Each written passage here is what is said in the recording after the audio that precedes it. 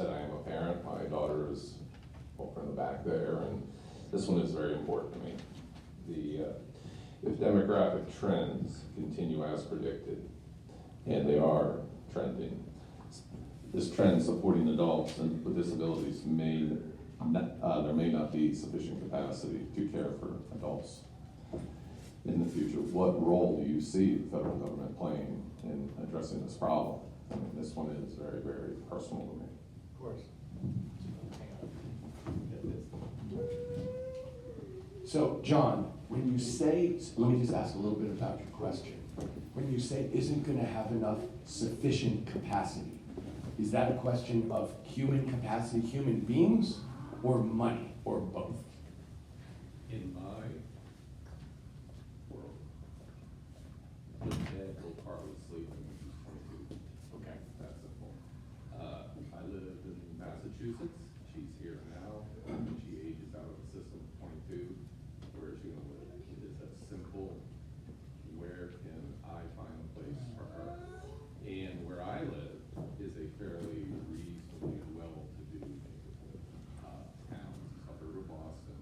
There's tons of resources, and there's still shortages. I can't even imagine West Virginia, Arkansas, Mississippi, some of the other poorer places. So if I'm in the outskirts of a nice place, I'm really struggling to work. And this is all my wife and I are thinking about.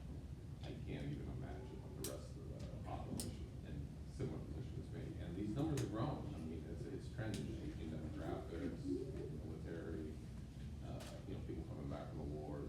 The numbers are increasing dramatically. We said 1 out of 10 in the U.S. It's going up, no doubt.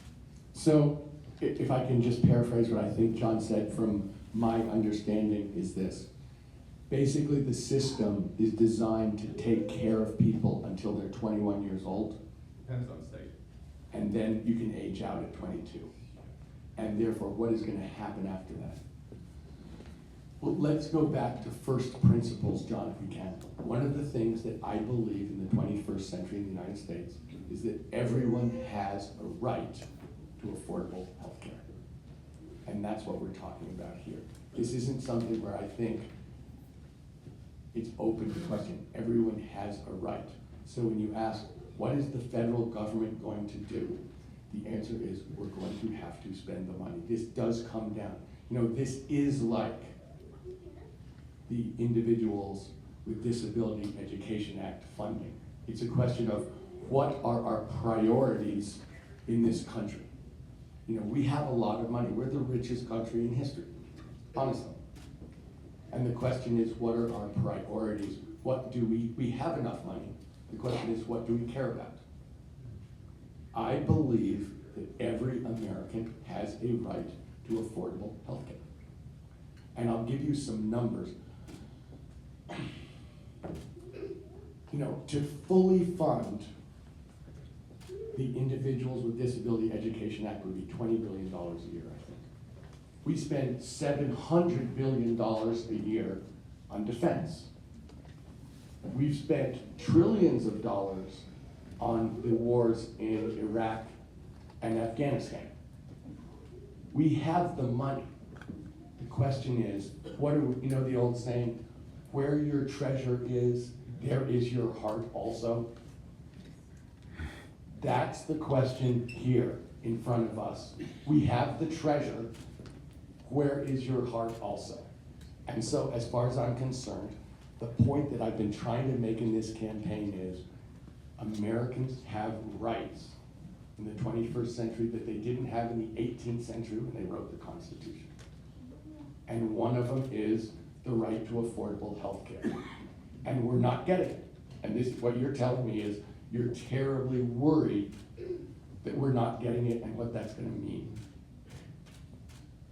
I get it. And here's my point. For us to change the way we're running this government and the way we're running our society, the reason we pay twice as much for healthcare as everybody else for the same healthcare in the world, or maybe worse. And we're getting ripped off. And we're getting ripped off because, honestly, corporations like making more money than less money, and they're running the government and they're overcharging us. And so the question is, can we take back our government and serve you and not them?